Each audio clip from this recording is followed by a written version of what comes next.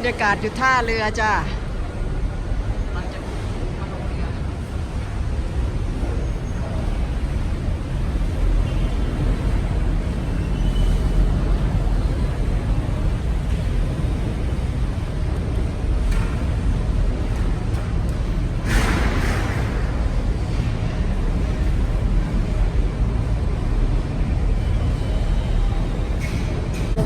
Seconds at any time as you go in. Now, he's actually considered 6 and 7 World Trade Center. They are shorter buildings.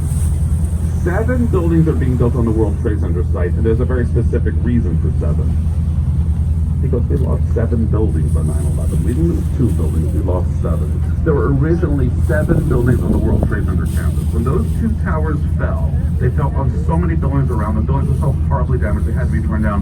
Number 7 World Trade Center was so structurally damaged it fell on its own. And people did die in those other buildings as well. I'm not talking about a few people. In number 3 World Trade Center, which was the Marriott Hotel, they found 40 bodies. This was a war zone. There was death and destruction everywhere. So 7 buildings went down that horrible day. 7 are going back in a completely different configuration, of course. Eventually, theoretically, that big gap between 1 and 3 will have number 2 in there. But we don't know when that's going to happen. Up here on the right, up ahead, you'll see a charming brick building on the waterfront with an elaborate roof. A little bit right on the waterfront there, that is the Central Railroad Station of New Jersey from the 1880s. It's on the National Register of Historic Places. No longer used as a railroad station, it's now a visitor center for Liberty State Park, the large park behind it. You can also take boats to Ellis Island and Liberty Island from there with far shorter lines than you get in Manhattan. And it's a little hard to see, but to the right of the Central Railroad Station, there are 2 white walls standing parallel to each other right at the water's edge there. That is Jersey City's own 9/11 memorial. Jersey City has its own 9/11 memorial. It's called Empty Sky, named after New Jersey resident Bruce Springsteen's song Empty Sky that he wrote about looking at the empty part of Manhattan skyline right after the Twin Towers fell. If you stand between those walls and look back at Manhattan, it frames the exact place in Manhattan where the Twin Towers once were. Those walls are to the end, and they raised the money in 5 months. So she held a torch of freedom in one hand, a Declaration of Independence in the other. 7 spikes on her crown represent the 7 continents of the earth. And you can't see from this angle, but she is standing on a broken chain of slavery. Made of copper. It was copper colored when it went up like a shiny new penny. Turned totally green by the 1920s. That's what happens to copper in these salt. It turns green. And this is salt air, as I said before, we're at sea level here. Very thin copper. If you stack 2 pennies on each other, that is how thin it is. 3/32 of an inch, but 2.3. We would not be on this boat today even if we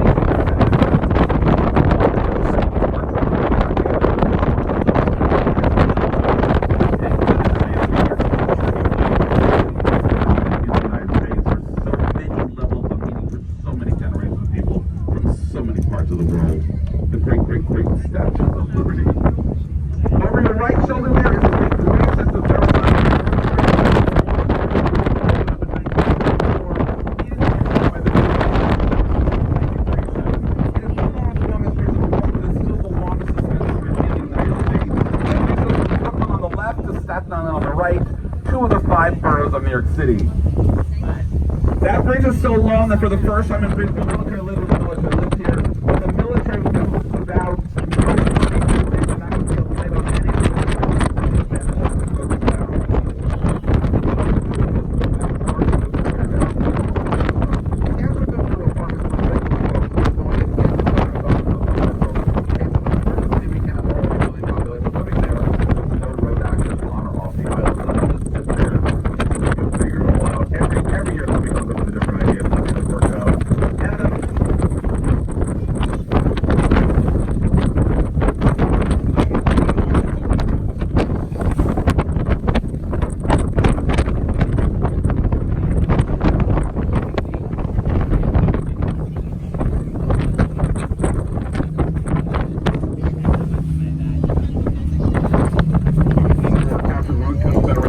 South. A lot of Confederate soldiers waited out the duration of the American Civil War in prisons here in Castle Hill during Governor's Island. If you look closely, you will see bars on the windows. It was kept as a jail until 1966 when finally decommissioned. So now we're going to the East River. The Hudson River is on one side of Manhattan, the East River is on the other. And straight up East River there is the iconic Brooklyn Bridge. And folks, the Brooklyn Bridge is not just one of the greatest structures in New York City, it's one of the greatest structures in the United States, and one of the greatest bridges in the world, period. Bridges don't get better than this. It's a perfect blending of architecture and engineering to the point where the final product is a work of art. Not only the longest bridge in the world, it was the tallest thing in New York City at the time. Buildings at the time didn't even come up as high as this roadway, so it just loomed over the entire city. Or I should say Twin Cities.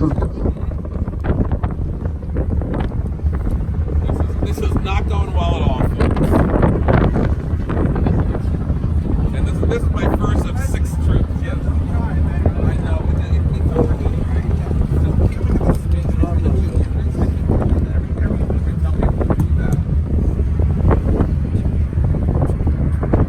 Designed by John Roebling, a German immigrant, something of a genius.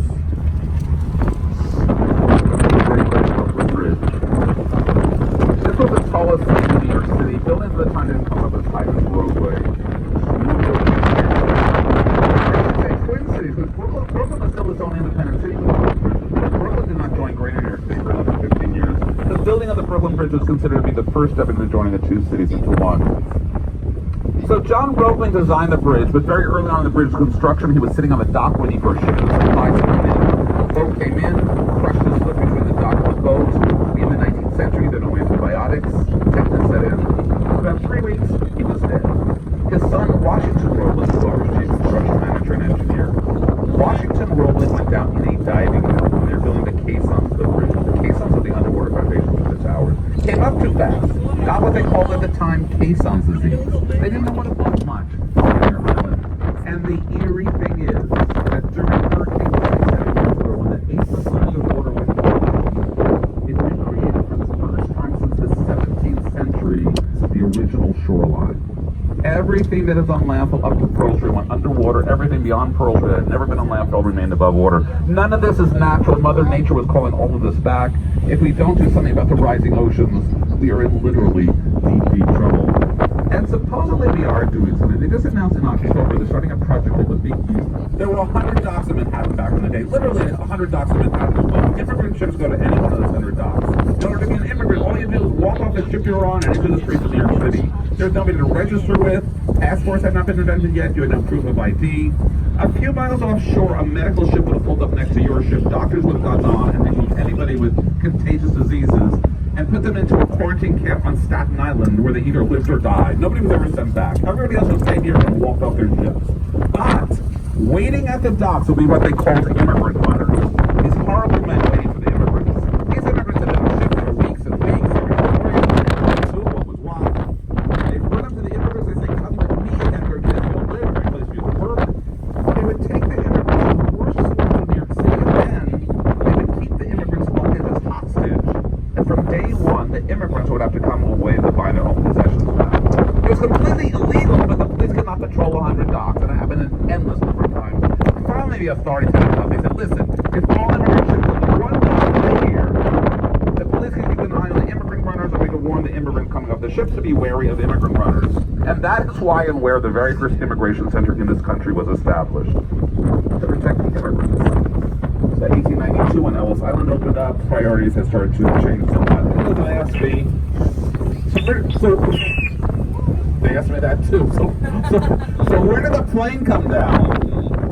And nobody's asked me that on this trip yet, but I think we're dealing with other things right now. I know it's in some people's minds. In case you don't know what I'm talking about, in case you were asleep 10 years ago on January 15th, I'll refresh your memories when Captain Chesley Sullivan, we call him Captain Sullivan, airline. You take him from nearby LaGuardia Airport. 155 people aboard a jet plane that included passengers and